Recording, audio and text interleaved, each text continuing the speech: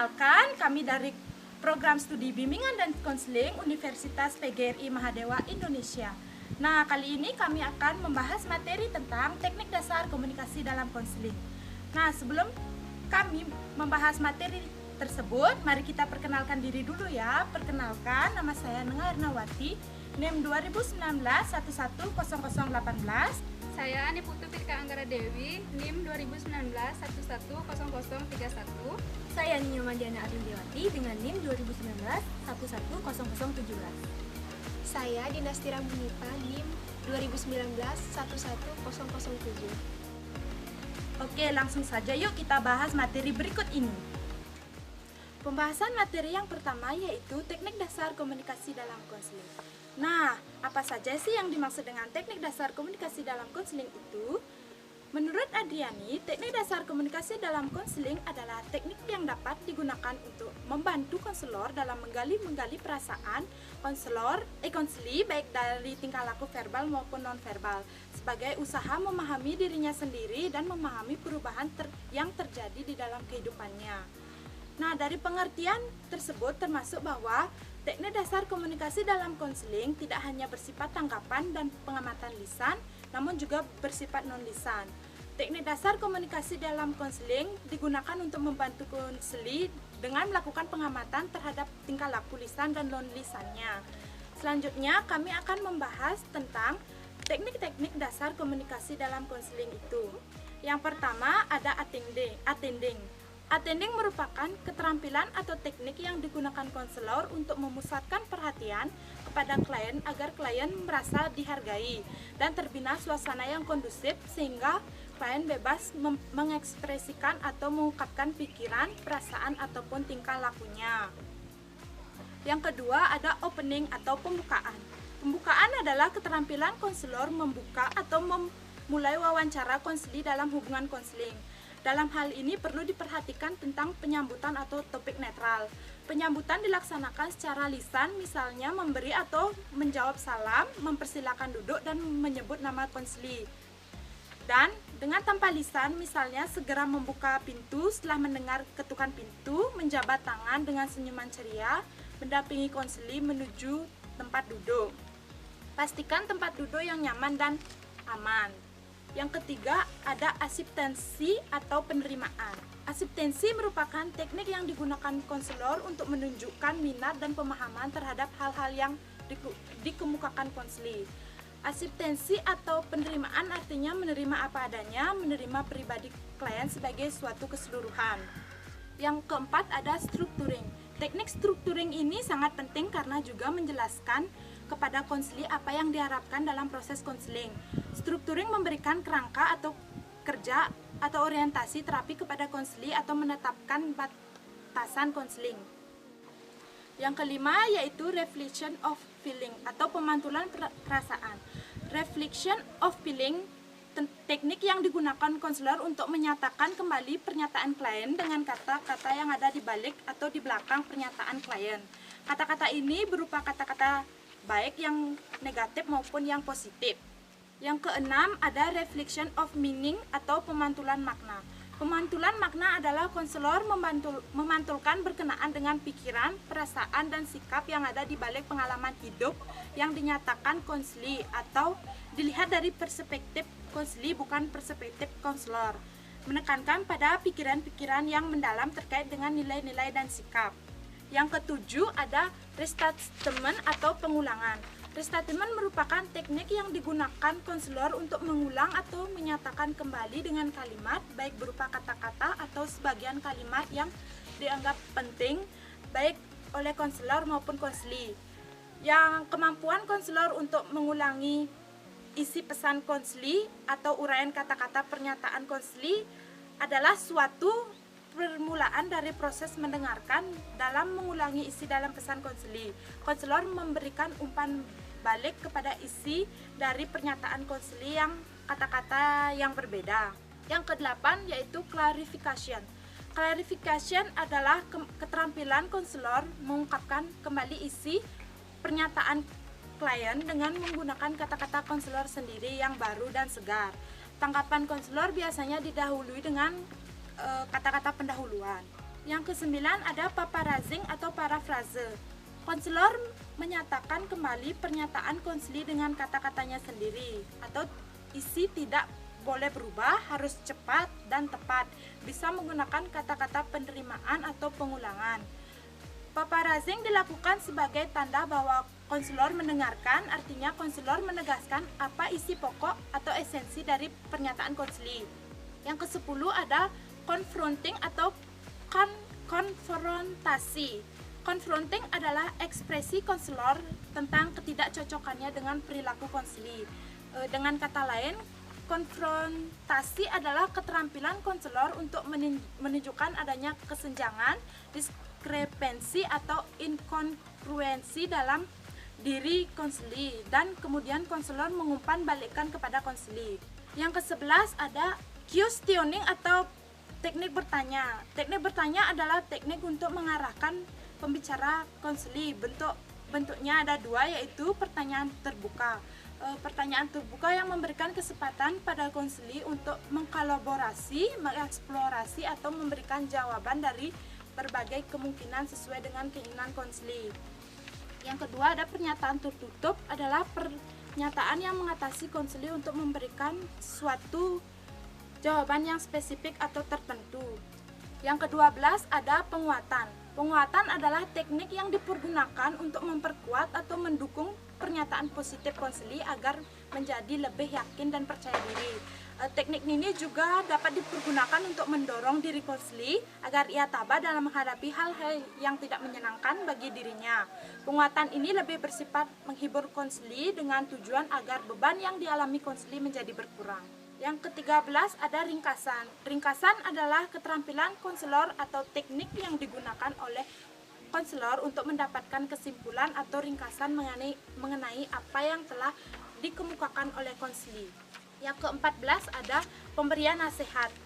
Pemberian nasihat adalah keterampilan konselor untuk memberikan informasi atau nasihat kepada konseli agar ia menjadi lebih jelas atau lebih pasti mengenai apa yang hendak dilakukan. Yang ke-15 ada penolakan.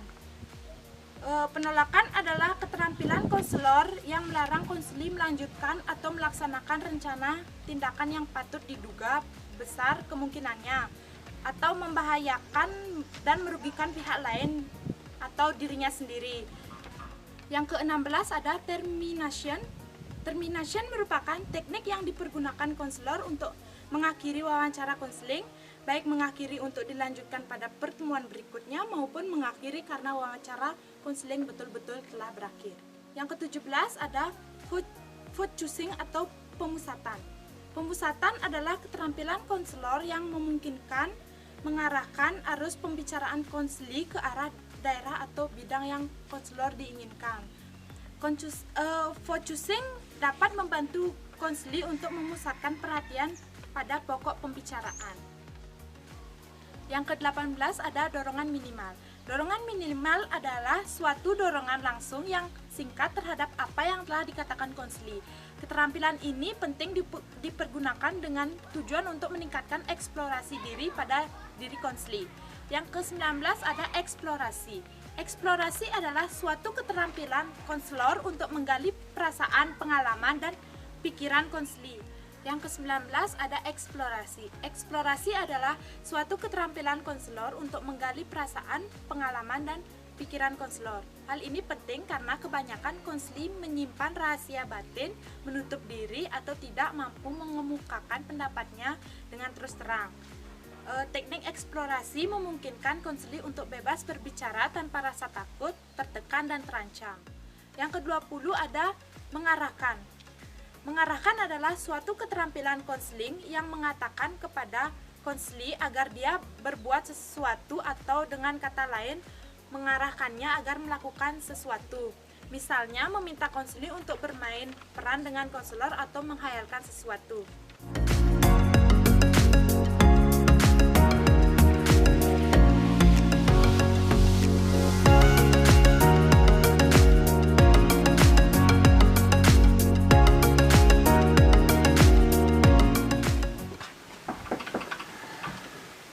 Permisi Bu. Ya, silakan masuk.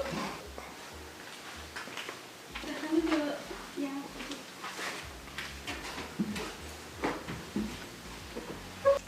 teman-teman, selamat pagi. Pagi, Bu. Gimana, semua sehat-sehat kan? Sehat, Bu. Baik, semoga kita yang ada di sini diberikan kesehatan semua ya.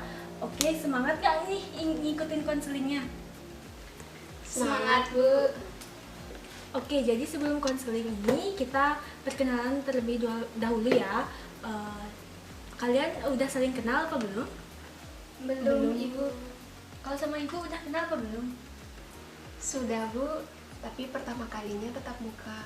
Sebelumnya kenalannya cuma lewat chat WA, Bu. Kalau saya sudah kenal, Bu, karena sudah pernah ke kantor Ibu sebelumnya. Oke, kalau gitu kita perkenalan ulang ya biar semuanya saling kenal. Jadi dimulai dari ibu namanya Nyoman Diana Arwidiwati, bisa dipanggil Ibu Ari. Ini dengan siapa? Saya Dinasti Ramunipa, Bu. Biasa dipanggil Dina.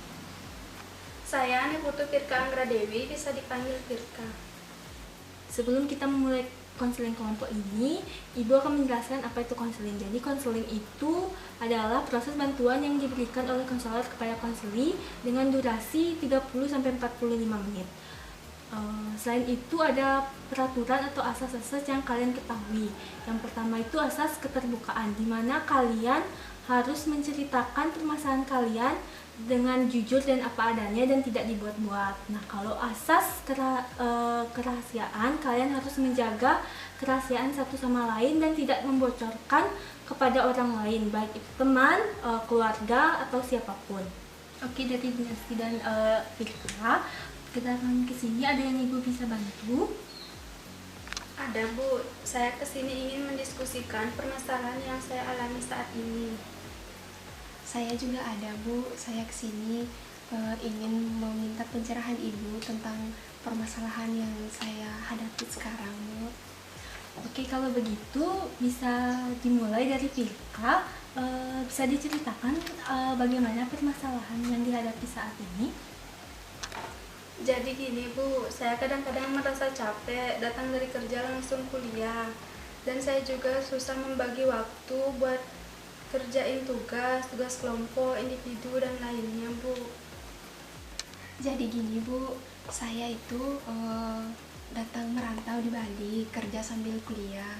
Saya kuliah di salah satu kampus swasta di Bali. Saya sekarang semester 2, Bu.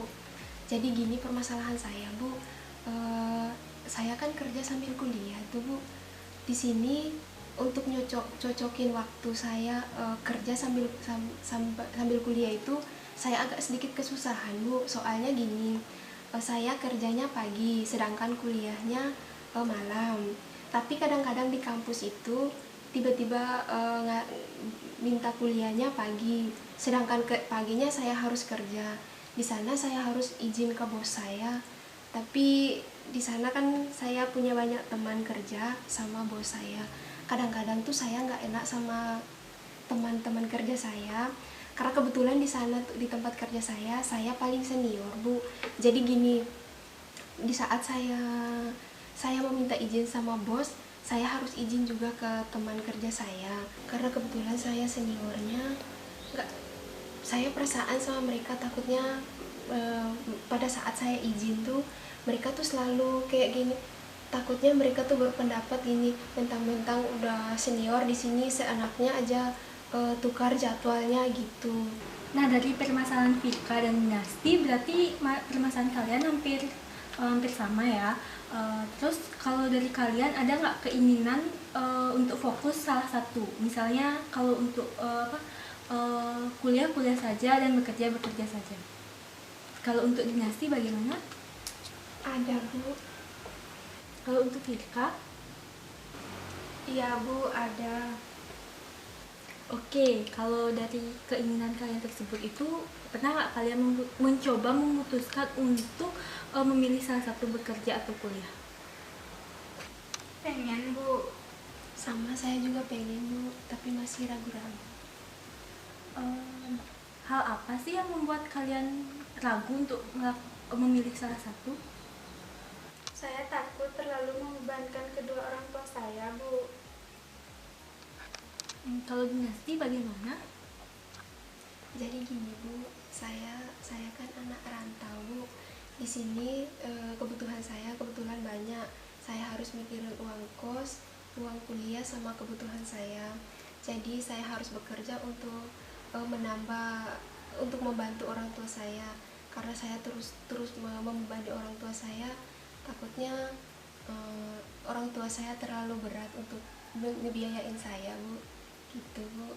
Nah, selain itu kalian punya nggak harapan, misalnya kayak pengen seperti teman-teman kalian yang lain yang fokus untuk kuliah aja?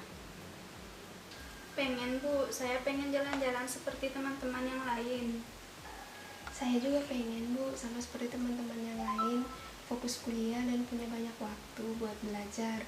Dan saya juga pengen pada saat liburan semester tuh pengen sekali, Bu, pulang kampung buat liburan, Bu. Gitu, Bu. Oke, kalau gitu kalian tadi udah bilang punya harapan, keinginan juga kalian udah punya. Jadi kalian ada nggak usaha untuk mencapai keinginan kalian tersebut? Kalau untuk dinasti gimana? Ada, Bu. Misalkan kalau saya libur semester, saya minta ke bos saya untuk kerja full biar saya bisa diberi waktu untuk liburan, Bu. Ya, kalau dengan Firka, Ada, Bu. Terus kalau misalnya ada tugas, saya kerjain sebisa saya supaya nggak keteteran, Bu. oke, Ibu paham sampai sini. Ternyata memang cukup rumit ya dalam hal ini. Sangkut pautnya ada tentang keluarga, perekonomian. Nah, jadi kalian punya dari harapan dan keinginan kalian tersebut, mungkin ada nggak hal yang bisa kalian lakukan untuk mencapai harapan kalian tadi, seperti ingin fokus kuliah, liburan semester, apa yang usaha yang bisa dilakukan? Mungkin dari dinasti atau Firka duluan, siapa yang mau? Mungkin saya akan mencoba untuk membagi waktu antara kuliah dan bekerja agar keduanya bisa jalan, Bu. Kalau saya, Bu, mungkin menjaga kondisi tubuh saya agar tetap fit dan dapat menjalankan aktivitas kuliah sambil bekerja dengan baik, Bu. Oke, kalau untuk itu berarti kalian harus punya rencana dong, ya kan? Gimana caranya agar hal itu tercapai? Nah, coba kita pikirin bareng-bareng, rencana apa sih yang tepat untuk permasalahan kalian ini? Ada? Mungkin selain lebih pintar membagi waktu antara kuliah dan bekerja, saya akan membuat skala prioritas, Bu. Lebih pintar membagi waktu antara kuliah dan bekerja, membuat skala prioritas. Kalian juga bisa mengganti pekerjaan kalian saat ini menjadi lebih fleksibel dengan waktu kuliah.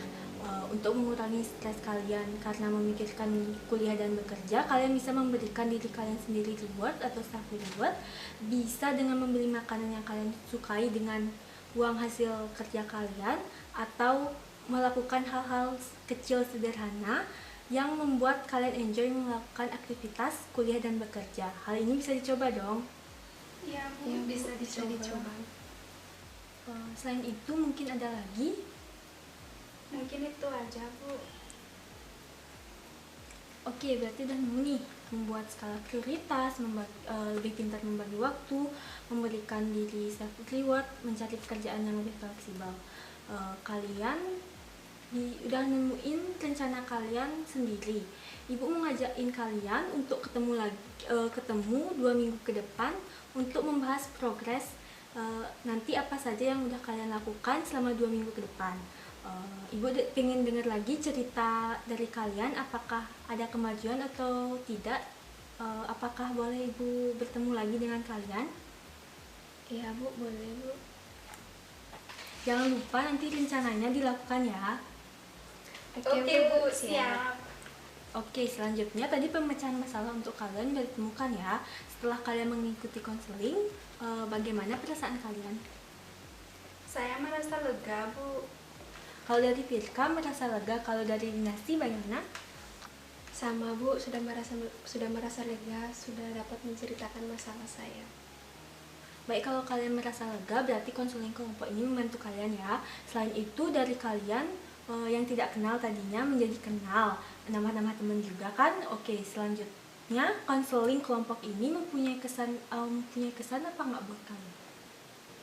Kesannya menyenangkan, Bu. Iya Bu, menyenangkan. Selanjutnya kalian sudah menemukan pemecahan masalah yang kalian hadapi. Ibu berharap yang sudah dipaparkan dapat membantu kalian untuk menyesuaikan diri dengan rencana-rencana tadi yang sudah dibuat. Untuk sampai saat ini ada yang ingin ditanyakan? Tidak, Bu. Gak ada Bu. Oke, kalau tidak, sebelum Ibu mengakhiri konseling kelompok ini, Ibu ingin mengucapkan terima kasih kepada kalian, kepada Firka dan Dinasti yang sudah memberanikan diri untuk terbuka, dan Ibu harap dapat menjaga rahasia baik dari rahasia Firka maupun rahasia dari Dinasti. Bisa kan? Iya, Bu, bisa. Ya Bu, bisa. Oke, sebelum Ibu tutup konseling kelompok ini, Ibu minta maaf kalau ada kata-kata Ibu yang kurang mengenakan kalian, dan Ibu ucapkan sekali lagi terima kasih. Sampai jumpa lagi dan tetap semangat ya. Iya, Bu, terima kasih. Nah, demikianlah pemaparan materi dan contoh mengenai teknik dasar komunikasi dalam konseling. Jika ada salah kata atau salah ucap, kami mohon maaf dan kami ucapkan terima kasih. Bye!